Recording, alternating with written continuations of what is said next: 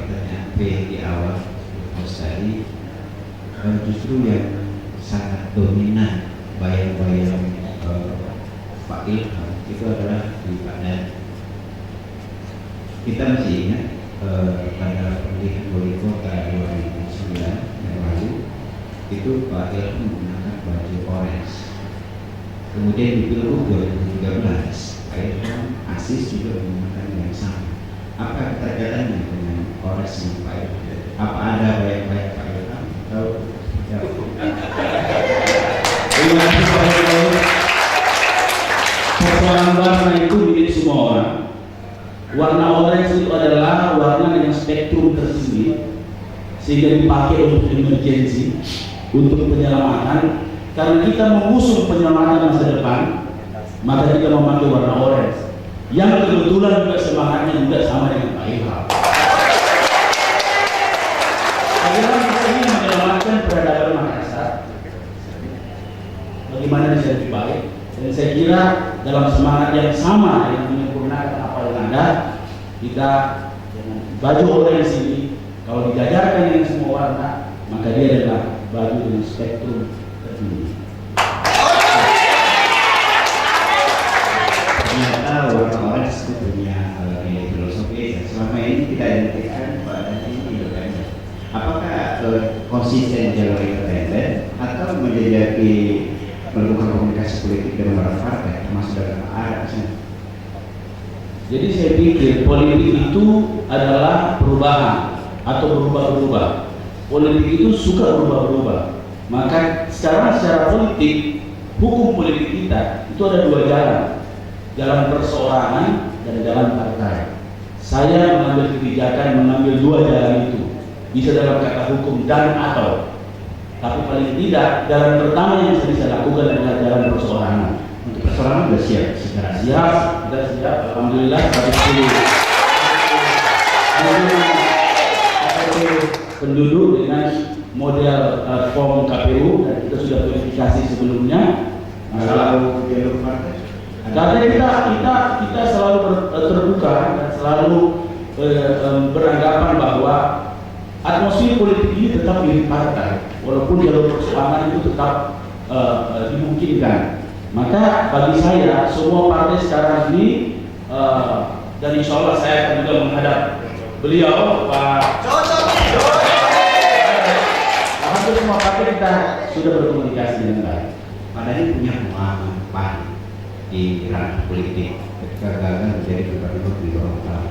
Tapi kenapa memulai di Makassar? Jadi memang saya juga tidak pernah membayangkan, ini kan soal aspirasi, tidak pernah membayangkan saya maju di Makassar. Setelah saya pilgub kemarin, jadi barangkali saya lah satu-satunya bakal calon wali kota yang punya pengalaman jadi calon gubernur. Kenapa turun kelas?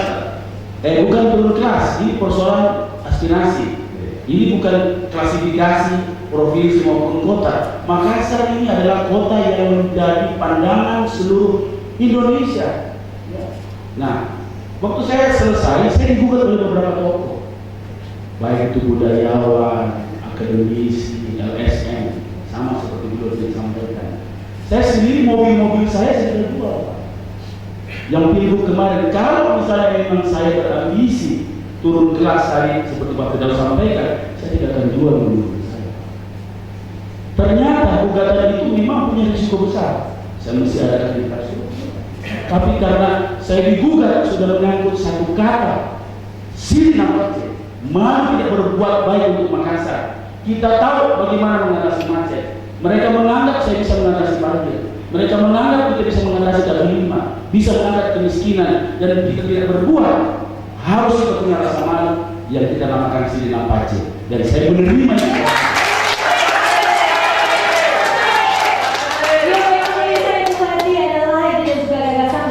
Bakal calon wali kota kita untuk periode 2014, 2018, 2019.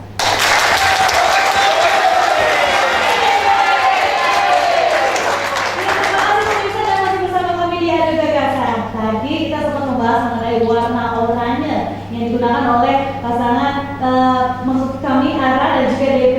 Kalau di sebelah kiri Kemudian Pak Ara mengatakan ini memadukan warna dan doorstop Garuda dan juga Pavia. Oke, dan selanjutnya kita akan kembali lagi mengangkat ide dan juga gagasan dari kedua bakal calon wali kota mengenai persoalan sosial dan juga ekonomi. Pak Idrus Tabar, silakan. Baik, terima kasih Pak. Pak Dhani, Pak Ara, saya kira problem kita saat ini yang paling sangat mengganggu adalah soal macetan. Dan kemudian juga perilaku masyarakat kita berlalu lintas yang luar biasa semrawutnya. Sampai-sampai ada cerita begini, Pak, ada orang yang motor, ya, dia balap motor di jalanan, dia mau belok kanan, dikasih nyala WC kanan. Begitu dia mau belok, tiba-tiba berubah pikirannya, Pak, dia langsung belok kiri, dia pasti tabrakan. Jadi orang marah. Dalam bagaimana motor kita ini, belok kanan atau kiri? Dia bilang sampai kau percaya, kau WC atau saya. Dan hal lain biasa lihat Pak Dhani, Pak Ara, karena cuma supir PT-PT kita yang luar biasa, tambah lagi bensin. Seenaknya juga berhenti di mana, sehingga kita ada istilah itu supir PT-PT hanya dua yang tahu kapan mau berhenti, dia dengan Tuhan. Dari persoalan ini Pak Dhani, Pak Ara, saya mau minta gagasannya Anda berdua ini, gagasan besarnya, bagaimana mengurai kemacetan kita dengan menyampaikan gagasan soal transportasi umum yang enak, yang nyaman, bersahabat, lancar, dan seterusnya untuk mengatasi kemacetan. Persoalan macet di Kota Makassar ini pertama diakibatkan oleh pertumbuhan ekonomi yang sampai pernah kita mencapai 2 digit, termasuk high economic growth di metropolitan Indonesia 9,52%, kita pernah 10,28%. Akibat itu, tingkat kemampuan masyarakat meningkat untuk membeli kendaraan. Tertarik ke Makassar, urbanisasi meningkat. Pada saat yang sama, anatomi seperti tubuh kita, Makassar itu agak khas. Transportasi itu adalah diawali dari kebangkitan transportasi, di mana orang-orang mulai bergerak, ketarikan transportasi. Di Makassar ini secara anatomi, orang tinggal di sebelah timur, semua pemukiman sebelah timur. Di sebelah barat itu adalah bisnis, sebelah barat tarikan itu kebangkitan. Jadi perpindahan manusia itu dari barat ke timur. Inilah anatomi kota kita. Nah, anehnya tidak ada satu jalan pun yang sequence berurutan antara barat dan timur. Kita lihat, Lantoda Pasewang putus ke veteran Rapocini putus ke Tasri. Sungai Sadang pun hal yang sama, Landak pun hal yang sama.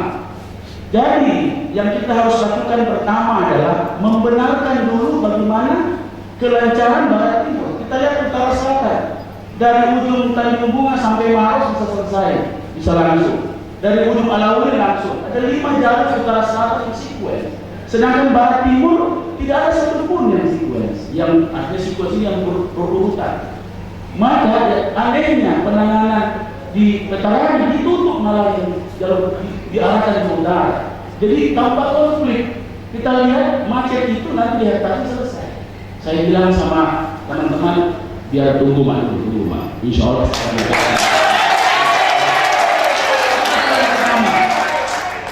Yang kedua, untuk itu maka perpindahan ini di dalam tata ruang kita bikin namanya complexity.